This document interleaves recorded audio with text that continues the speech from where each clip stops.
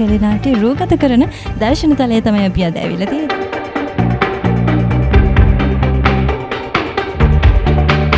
පට්ටිගෙදර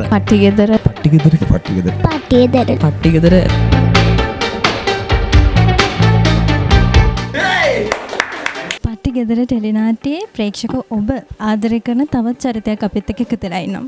මේ තමයි උපාලි ජනට් ඇන්තනි මහත්මයා. මොකද හිතෙන්නේ මුලින්ම මේ සම්බන්ධ?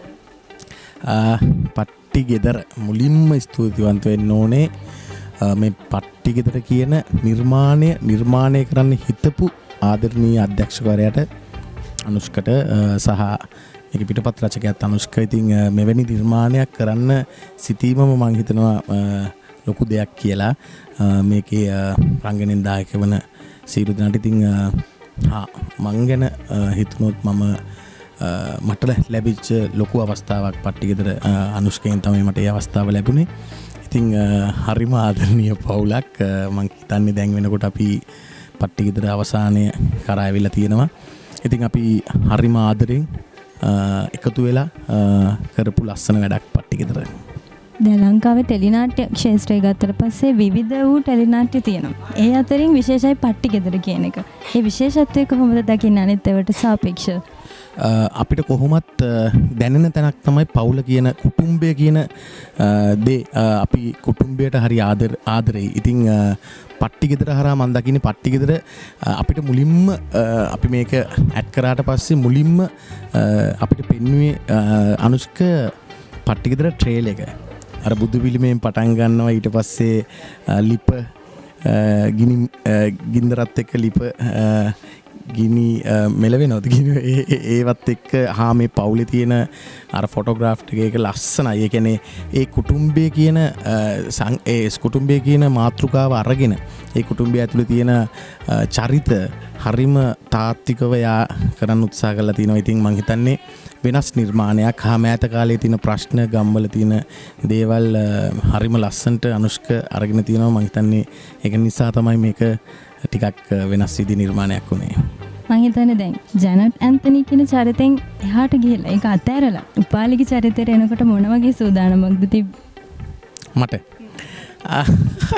මම හැමතිස්සෙම කියන්නේ මම කොහොමද ඒක කරේ කියලා. කියන්නේ ඒකත් අනුෂ්කටම තමයි නැවත වාරයක් ස්තුතිවන්ත වෙන්න ඕනේ. ඒ කියන්නේ උපාලි හදන එක අපි දෙන්නගේ සාකච්ඡාවක්. කියන්නේ උපාලි ලියන්න ගත දවසේ ඉඳන් උපාලි මොන විදිහටද කරන්න ඕනේ, උපාලි කවුද, උපාලිගේ හිස්ටරි එක මොකක්ද කියන එක ඇක්ටර් කෙනෙක්ට ගොඩක් බලපානවා සහ ගොඩක් උදව් වෙනවා එයා කරන කැරක්ටරේ හිස්ටරි එක. මම හිතන්නේ උපාලි කියන කැරක්ටරය ඇතුලේ හරි ලස්සනට හිස්ටරි එක ගොඩ නගලා තිබ්බ සහ එයා දුවත් එක්ක ගත කරන ජීවිතය බිනිදත් එක්ක සහ මේ සහෝදරයොත් එක්ක කියන එක. ඉතින් එයා කළු චරිතයක් විදිහට පෙවුනත් ඇතුළාන්තයේ යාගේ මනුෂ්‍යත්වය සහ ඒ කියන්නේ එක පැත්තකට විතරක් අනුෂ්ක කැරක්ටරේ යවන්න නැතුව හරි බැලන්ස් කරලා තිනවා මේ හැම කැරක්ටරයක්ම. මට දැනෙන්නේ උපාලි අමුනුස්සෙක්ම නෙමෙයි මනුස්සෙක්. අවසාන වතාවට කොහොමද ප්‍රේක්ෂකයන්ගේ ආදරේ උපාලිගේ චරිතයට? අර ගොඩක් තියෙන්නේ මේ බනින එක තමයි. ප්‍රේක්ෂකයෝ ගොඩක් කියන්නේ බනින්නෙත් යාලා කියන්නේ. හැබැයි මේ වෙනකොට ඒක ටික ටික වෙනස් විදියකට දකින්න පුරුදුලා තිනවා. ගොඩාක් ලොකු ආදරයක් තියෙනවා මේ මගේ රටේ වගේම පිට රටවල් වල මගේ යාළුවෝ ගොඩක් අය කතා කරලා වෙනස් විදි නිර්මාණයක් මට මේකේ නිරූපණය කරන්න වෙලා තිබුණේ. මම මගේ වයසට වැඩි අවුරුදු 10ක් විතර එහාට ගිය චරිතයක්. ඉතින් ඒ චරිතයට ගොඩක් කට්ටිය ලොකු මස්සිනා කියන චරිතයට ආදරය කරනවා. ඉතින් ඒකට කියන්න තියෙන්නේ thank you. මම හිතන්නේ දැන් රංගන ක්ෂේත්‍රයට එන්න බලාගෙන ඉන්න නවකෙන්ට මොන වගේ දෙයක්ද කියන්න තියෙන්නේ? විෂය මම හිතන්නේ ඉගෙන ගන්න එක තමයි ලොකුම දේ. ඉගෙන ගන්න නැතුව එනවනම් ඒකේ පොඩි ගමනේ ලොකු දුරක් යන්න අමාරුයි. මම හිතන්නේ කියන්නේ උදාහරණයක් විදිහට මම වේදිකා නාට්‍ය හරහා මේ රංගනයට ආවේ. නමුත් වේදිකා නාට්‍යෙම හැමෝටම කරන්න හම්බෙන්නේ නැහනේ.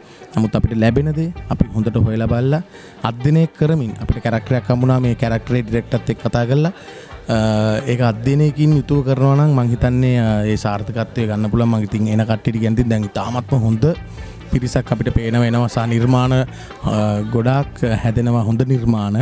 ඉතින් දක්ෂයෝම දකින්න අපි චිත්‍රපටි වලින් ටෙලිනාට්‍ය වලින් මට ඉන්න කට්ටියට කියන්න තියෙන්නේ විෂයට ආදරය කරන්න පෙරලා විෂයට ආදරය කරයි. බොහොම ස්තුතියි.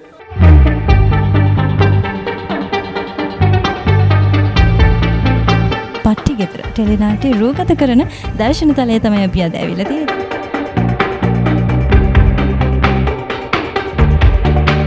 පට්ටි ගෙදර පට්ටි ගෙදර පට්ටි ගෙදර පට්ටි ගෙදර පට්ටි ගෙදර